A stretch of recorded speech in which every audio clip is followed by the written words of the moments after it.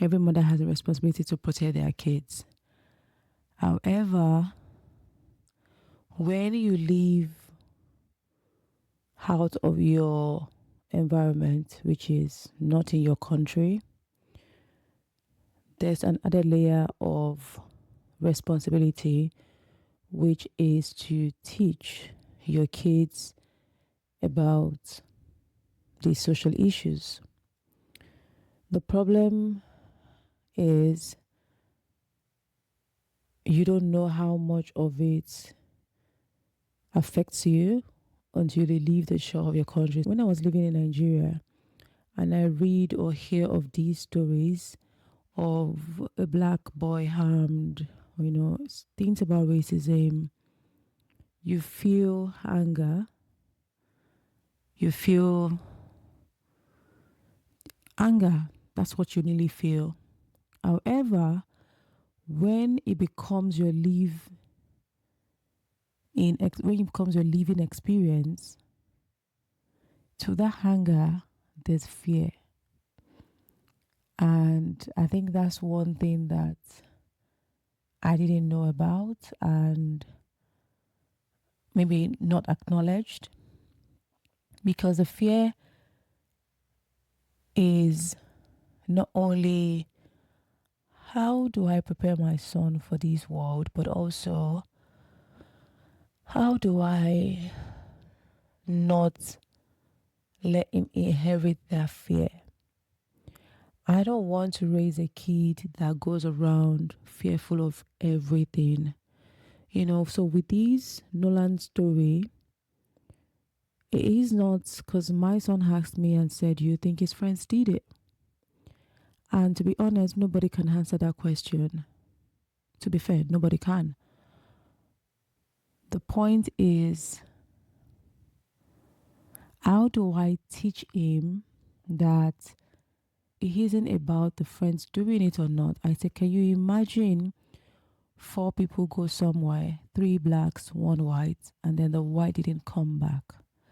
And then I told him, those are the issues.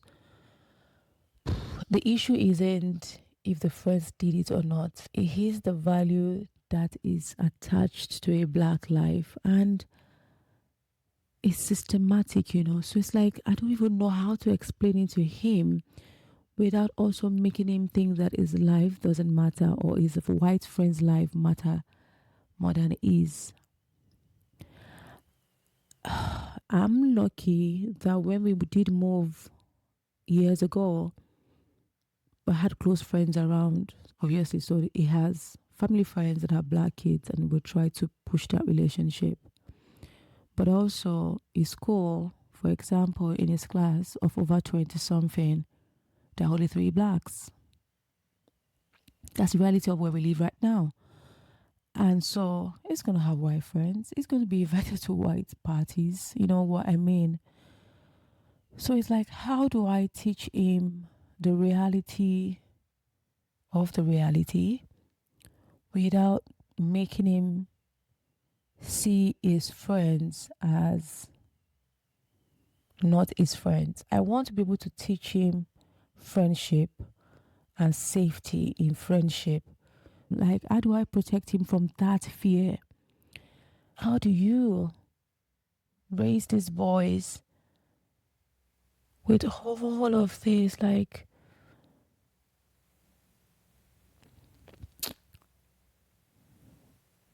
it's too much, it's too much. I watched the interview of Nolan's parents, and the dad said Nolan never saw color.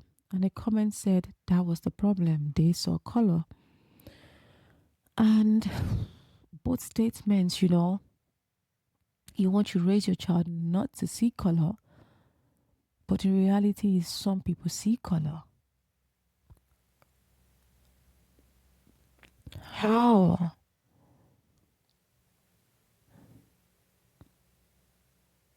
Like, how do you do that? How do you do that? How do you teach your son to understand that there's justice, but also give him the reality that you need to be extra careful because sometimes justice looks different for black folks? and still don't want him to think that the white is superior to him. It is an added fear, it is. It is. You want your kids to have as many opportunities as every other child. It means that you'll be putting them in some environments that everybody's advising you not to put them into. My conclusion is I can't stop my son from having white friends. It's just reality. I think that I just need him to understand friendship and ability to understand danger. So if there's a racist comment and your white friends don't maybe flinch or they laugh, make it worse, that's your cue to know who they are. Maybe just look for subtle things to say. So I give an example as well. So I got a call from a school to say somebody called him a monkey. And because the racial law, I was like, ouch. And I said, oh yeah, I was so sorry. And I said, can I get a context? And I said, oh, they were playing and it threw a ball and then he jumped high to pick it. And the boy said, oh my God, see how far you jumped like a monkey. Then I felt a little bit better because then in my head, I'm like, okay, maybe he doesn't mean it in the racial way. Then I asked the school, I said, how does my son feel about it? Did you speak to him about it? And he said, yes. And then when they asked him and he said, yes, that when he said the word, I actually jumped so high to pick the ball. I thought it meant the animal. But my other friends who are whites heard him say the word monkey and they were the ones that reported him. That you can call him monkey, you can call him monkey. And then they were so upset and then they went to report. So two things happened for me there. I'm happy that his other white friends understand that as a racial law and didn't give their other white friends a white pass or just moved on. So when I spoke to my son later when he got back from school, I said, tell me what happened. And then he told me the same thing. I said, you know what, Mom, I don't think he meant it racially. Two things in my mind. I'm like, maybe he's being naive or maybe he's not being naive and that's the reality. But at the same time, I said to him, I said, sometimes intent doesn't out the impact. I said, just some things you can say again. I was telling my friend and I said, it's so fucked up that kids can't even use the word monkey. It's an animal, but you can use the word for a black person or even say it carelessly because of what adults have done, right? So things like that. So yeah, so when he was telling me, I said two things. I said it was okay that you give him the benefit of doubt and that you don't feel hurt about it. I said also, I'm glad that your other friends, and one of them is his closest friend, got upset about it and did something about it. I said that means they're conscious of, they're conscious of who you are. So I want to teach him friendship. So I show him these subtle signs, right? There's another friend of his that I know that his parents don't want him to be friends with him. So he would say, oh, but we're friends, but this, but he don't want, when he says that, I'll point it out to him. I'll say, maybe they don't want him to be friends with you. And he said, well, why? I said, maybe because you're black. I'm sorry, there's no other way to say it. And when I say those words, sometimes it feels like I'm telling you that, oh, maybe because you're less of who they are.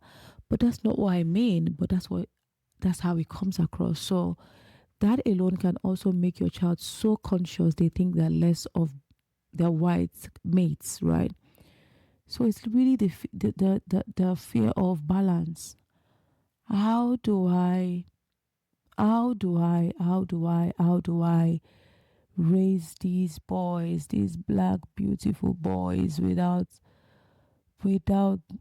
making them fear everything, without making them think that if something goes wrong, they are already at disadvantage, which might be the reality. I mean, there was a time when we first moved in, and when we first moved in, it would say there was a particular year. He was just so hungry. Then I asked him, but you're not a rude boy. What happened? Obviously, he was way younger then. And he would say, Mom, this happened. And I'm trying to explain, but they just believe the white boys. He would say it so innocently. he said at that time the closest friend in his class then was a black boy, but the boy left as well. Now, I mean, in the course of the years. So he would say, we're trying to tell them this is what happened, which is the truth, but they wouldn't even let us talk. They listen to the white boys. And those years, because he was so young, I was saying, you know what? But you being upset, you shouting, or you walking away, you lose because then you're the rude black boy. You're the angry black boy.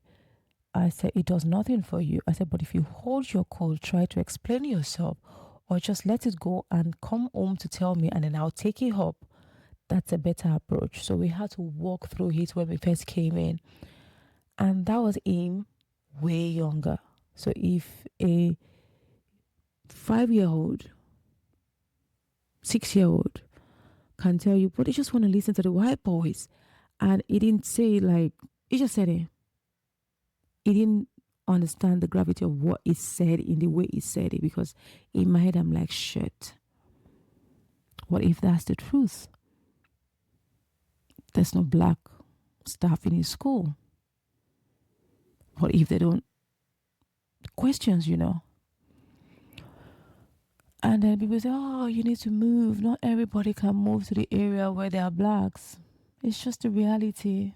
Would we love to? Yes, but not everybody can. I don't know. I just hope we can raise our black kids in a balanced way. I hope when we look back in the future, we would have raised kids who know their identity, who are confident in their identity, who understand racism, who understand how racism can be in both systems and in people. I don't want my boy to say every white person is bad. I don't want my boy to say, I don't want a white friend. I can't trust a white friend, but I also want a boy that is oblivious to the truth that is racism. And I really pray, my sincere prayer is that God keeps my babies and everybody's babies. I hope that he never experiences racism. Oh gosh, I'm getting teary. I know that, when I hear even adults talk about racism, I think to myself, I've been far lucky enough not to experience the deep. I'm not talking about not wanting to talk to your neighbor.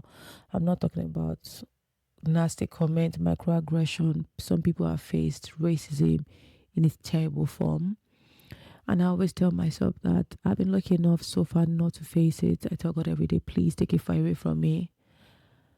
And I pray so for my son as well. I hope he's lucky enough not to be found in a situation where all of a sudden his skin color becomes an obvious disadvantage to him. Yeah. I just don't know how to say it. I think it's just, I think everybody right now, every black parent right now, I think everybody just has that lump in their throats with everything happening. It's easy to get sucked in the story, analyzing it, but when you sit back in the quiet of the night and think to yourself, what am I going to do to raise my boys to understand that there's racism in people, in systems, because the people make up the systems, but also don't let them feel like they're less. I think this is one of those topics that you don't know. And yeah, I feel like if I don't end this podcast, I'm just going to keep rambling. So yeah, I'm just going to say to every black parent out there, I know your heart is heavy. I know there's fear, not just for yourself, for your babies. And I just really hope and pray for the wisdom to balance how we train them, and that we do not face reality and teach them that there's racism, just the balance.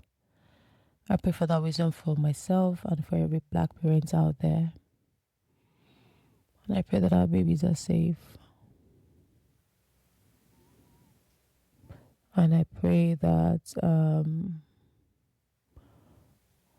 they would find their tribe, either in black, either in white, that they would be protected. That's what we can do. Open pray while we teach. Balance. Bye.